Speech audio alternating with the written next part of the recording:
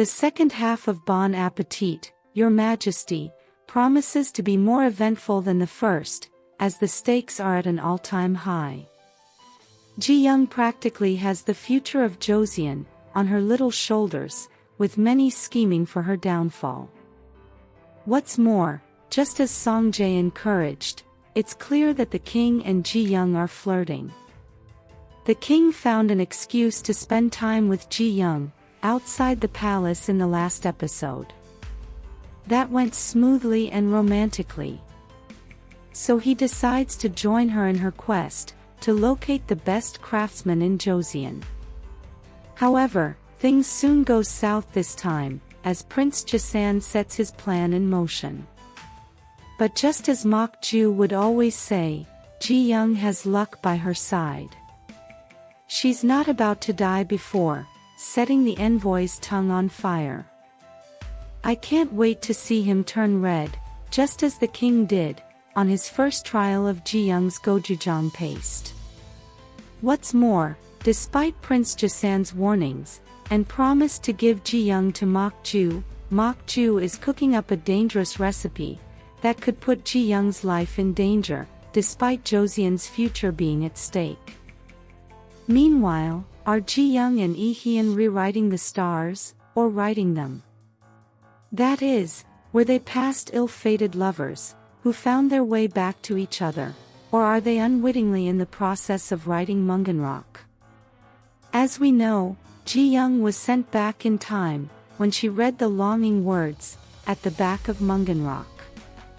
The writer had desperately asked his dearest to come back to him, were she to read the book someday.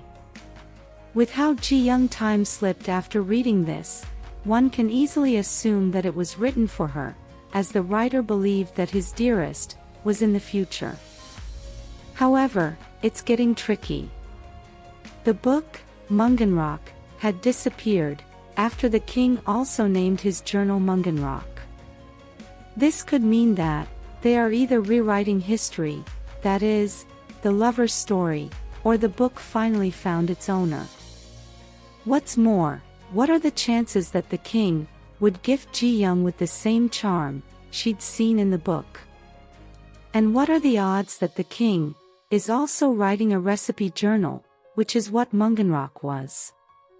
This means that, if they were past ill-fated lovers, they could be making the same mistake that had ended up separating them. If not, they could be writing their own Munganrock with a better outcome. What's more, looks like the high-stakes competition with the Mings will take a long time, seeing as there are 3 themes. With JiYoung's experience with competitions, fingers are crossed that she'll win. However, this is a 50-50, as the odds are against her. She has a chance with the first theme, which is to make a meat dish that has never been seen. Being from the future should be to her advantage here. However, the second theme is uncertain. Did you notice how excited Tang Bailong was when the theme was decided? It could be that he's originally from Joseon, or has a Joseon connection. Even JiYoung found it strange, as even the envoy seemed pleased about the theme.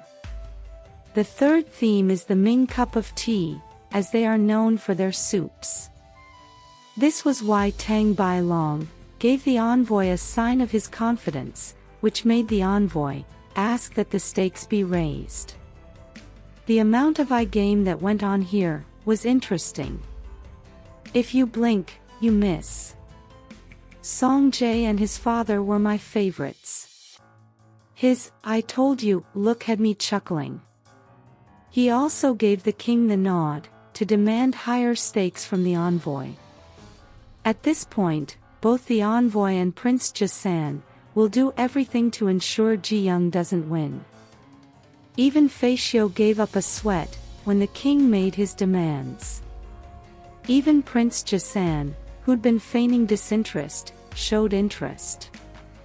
The envoy started doubting his cooks, but Prince Joseon's right-hand man encouraged him to take the bet.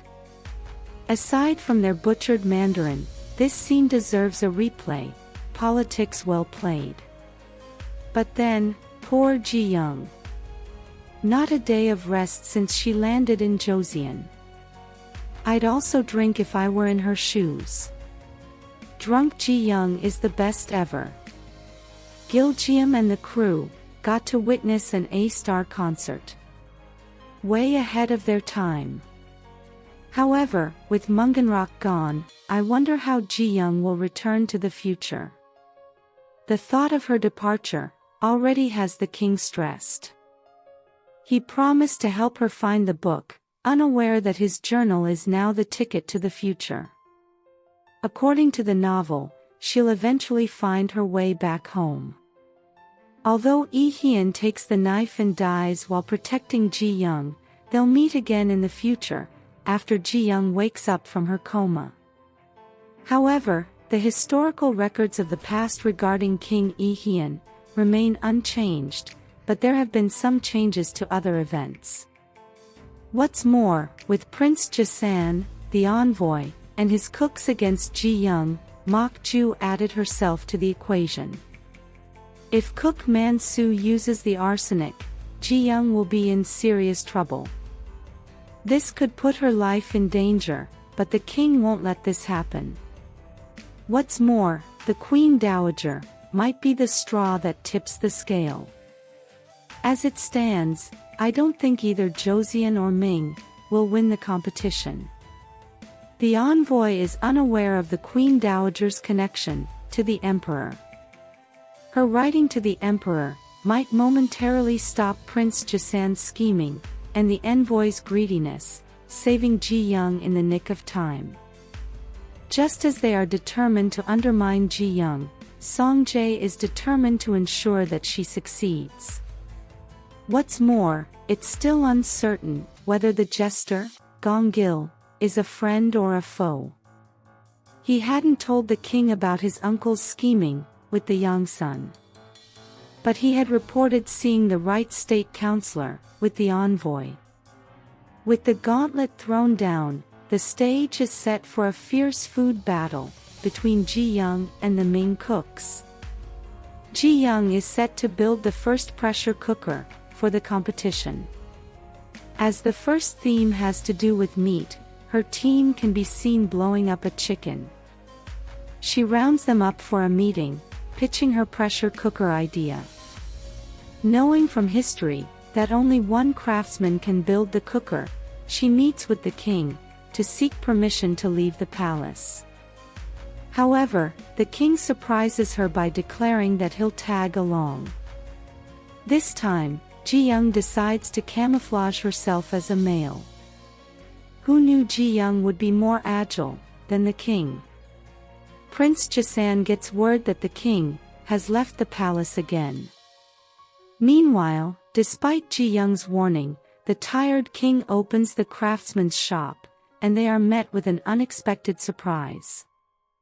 The craftsman finally gives them the time of the day, but Prince Joseon's men attack them.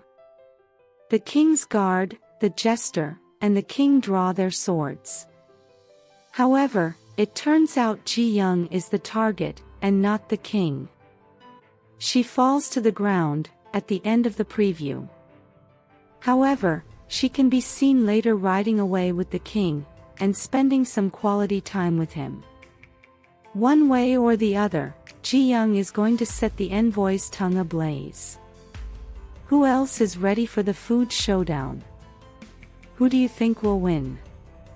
Let us know your thoughts in the comments section below. If you enjoyed this content, please give it a thumbs up, share it, subscribe, and turn on your notification bell for all things wonderfully K-drama. Thanks for watching, bye.